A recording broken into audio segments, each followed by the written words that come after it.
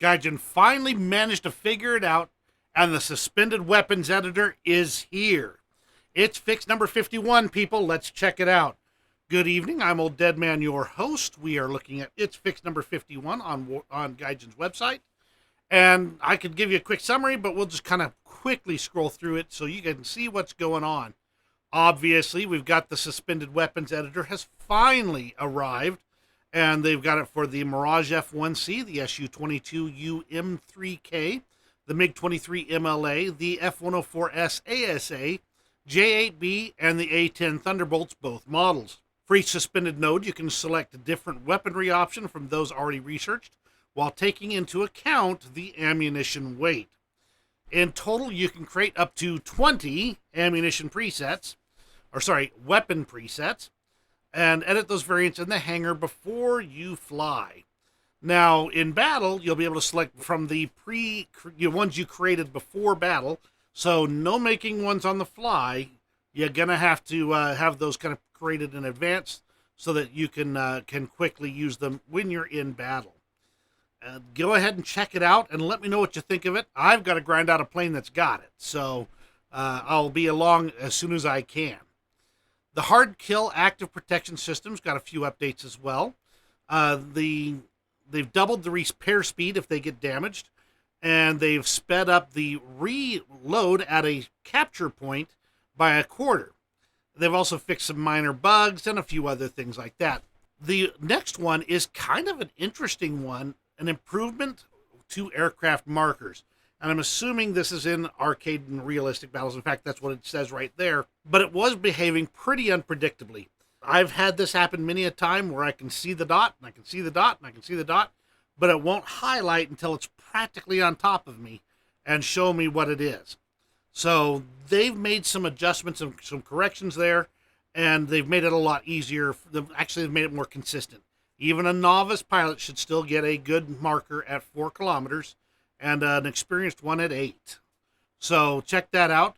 You can still sneak up on people. They a lot harder to see from behind you. There's only got so many eyes in the back of your head.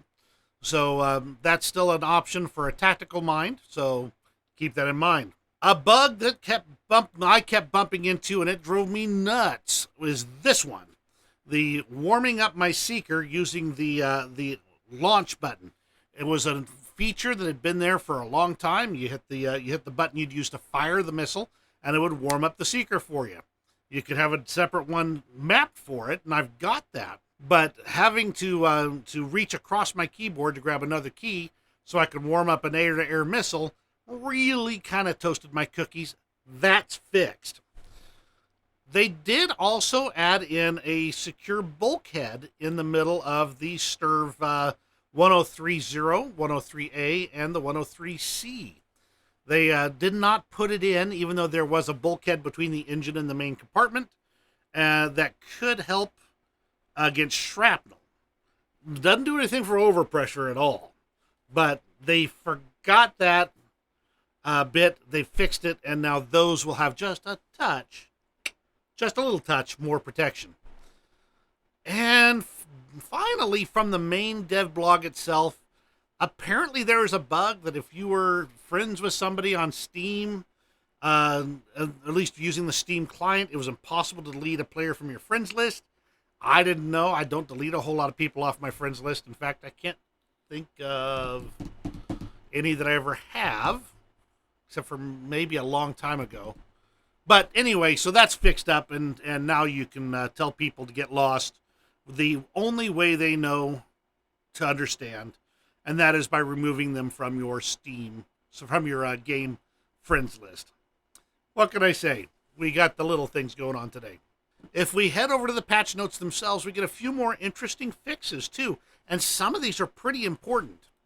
My favorite, of course, is that they've been overestimating the recoil pulse of the recoilless rifles on the M50.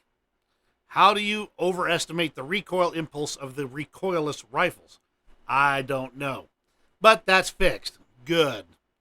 There's a couple other ones here. The search and track radars on a select few radar SPAA can now lock on from a 360 degree 360 degrees without actually having to rotate your turret that direction. And that's on the VEEK 40, the Chieftain Marksman, the AMX 30 DCA, the ZSU 23-4, and the ZSU 37-2.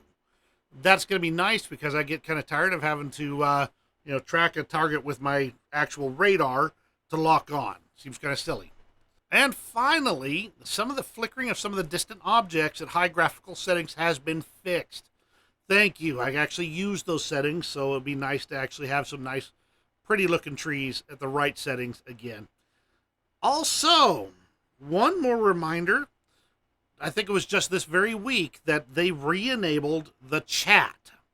In-game, in-battle, teammates, enemies, all of it. It's now, you can now chat. But they added some new restrictions to it. You cannot, instead of having a half-second delay between messages, it's a 30-second delay, which means that in a 6-minute or so battle, you've only got the opportunity to send at a maximum 12 messages. 13 if you get creative with how you interpret 6 minutes. That's pretty crazy. It means that your coordination messages are going to have to be well thought out, and you're not going to be able to spend all your time chewing out enemy players. Even though one person tried it on me because I bombed them in a heavy tank. But that's okay. I don't care. The main thing is the chat is back on, and that will help coordination immensely if people will use it intelligently once more. They did say that if there's additional problems, it's gone again. But keep that in mind. Use your chat. Use it wisely. Because with great chat power comes great chat responsibility. Anyway, that's everything for It's Fixed number 51. Give me a thumbs up if you enjoyed this video. You have a great rest of your day, and we'll see you in War Thunder.